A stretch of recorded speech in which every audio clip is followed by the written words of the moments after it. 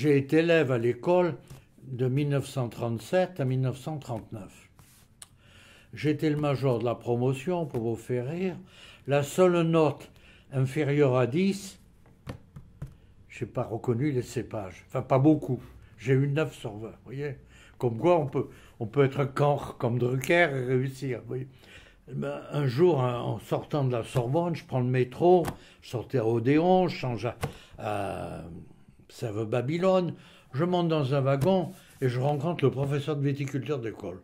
Il me dit, voilà, je vais fonder un service de contrôle des pépinières de plants de vigne.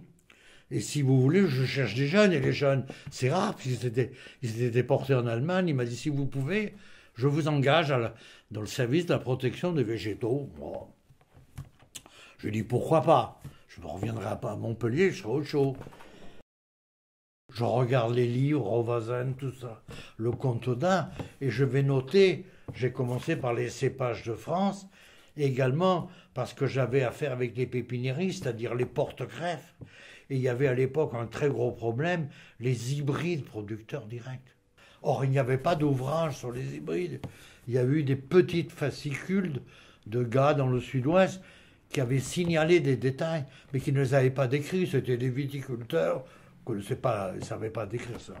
Donc, il n'y avait rien.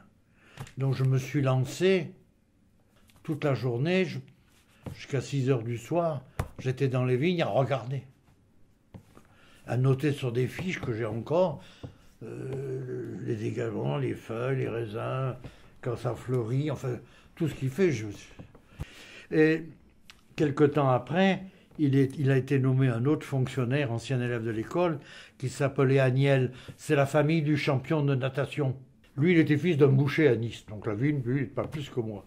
Donc, si vous voulez, on s'est entraînés tous les deux dans les vignes, et on regardait les cépages. Chacun de nous avait une idée sur un cépage.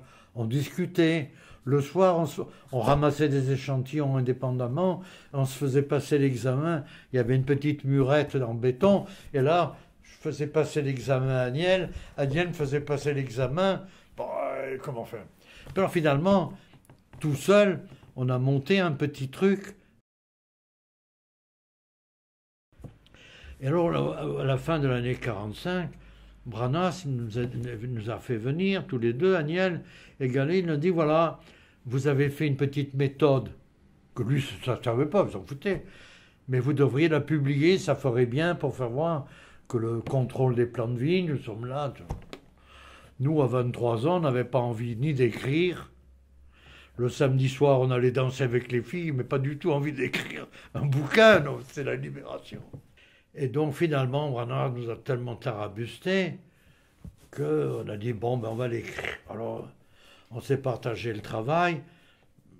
Agnel, qui dessinait bien, moi pas bien, a dit, je te ferai les dessins. Il m'a dit, tu écris le texte, on publie. Si par hasard il y a un bénéfice, tu m'en donneras ma part. Me charger de vendre un livre. J'avais jamais vendu de livre. J'étais avec ma femme jeune mariée, ma femme était horrifiée. Je revois dans la table, une table à côté de la cuisine, j'avais empilé les livres, ma femme ne décollerait pas en me disant « Qu'est-ce que je vais faire de ce truc-là ?» Finalement, ce livre s'est bien vendu. Les pépiniéristes ont été stupéfaits de voir qu'il y avait quelqu'un qui pouvait les reconnaître.